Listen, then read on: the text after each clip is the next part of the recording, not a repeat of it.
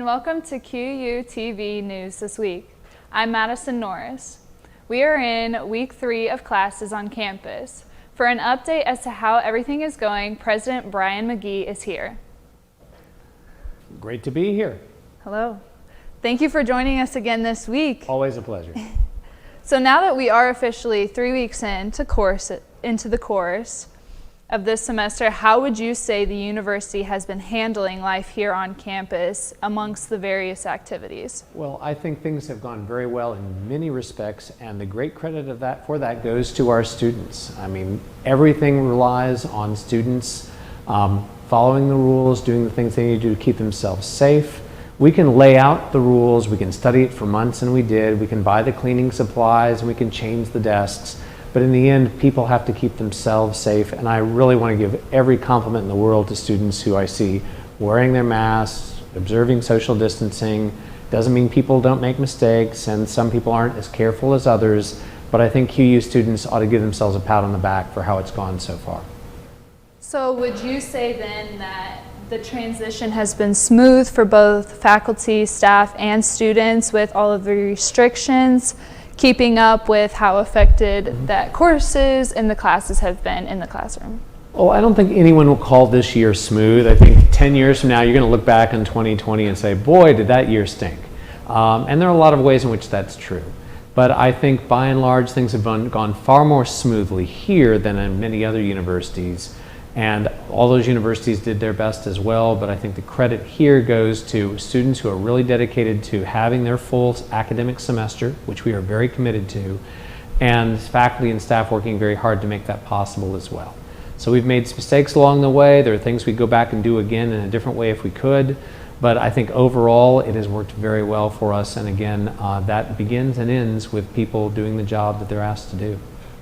We love to hear it, and I'm sure that even with you and amongst many of the staff members and students, it is always in the back of our mind that we could go online, and it's often in the news these days that universities are financially struggling, largely due to COVID. So how would you say Quincy is taking the next steps for the school's longevity? You know, it's funny. People ask me on the street all the time, how are things going at QU? And it's clear they expect me to say, oh, it's terrible.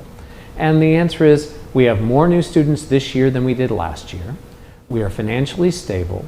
We have recruited a very strong freshman class to go with the great sophomore, junior, and senior classes that we have. Our number of graduate students is up. Things have gone very solidly for us at QU. Now, is COVID-19 expensive? Absolutely. Has it destabilized the entire environment for many businesses and industries, including higher education? Yes. But we're not like some of the big schools that all the stories about that spent $50 million or whatever they spent trying to get ready for COVID-19, operating in urban areas with very cramped spaces. It's just very different for us here at QU because of our size and scale and facilities. And if any university can succeed in COVID-19, in the COVID-19 pandemic, it should be us. And thus far, big conditional, thus far, things have gone very well for us in our opinion. We know we can't stop COVID-19 from coming to campus, but we can stop it from spreading if we pay attention to details, and thus far, this entire community has done its work very well. Well, we do appreciate all the staff's efforts in making this year as comfortable as it can be. And along with the pandemic, there are also outside sources such as the Black Lives Matter movement going on in the world. There's other universities that are taking large steps in supporting their students. How would you say Quincy University is supporting their students in the Black Lives Matter movement? There have been a series of things that we've worked hard to do over time to make sure that this is a diverse and welcoming community for all our students. First of all, so much of the recent discussion about that has centered on Black Lives Matter has quite correctly focused on policing and keeping students safe in our community and keeping, frankly, all people safe in our community and feeling that the police are there to protect them, not as a threat to them. One of the things we've done for many years at QU is to create a strong relationship with Quincy's police force. Every year I visit with the Chief of Police. Every year our Vice President for Student Development visits with the Chief of Police.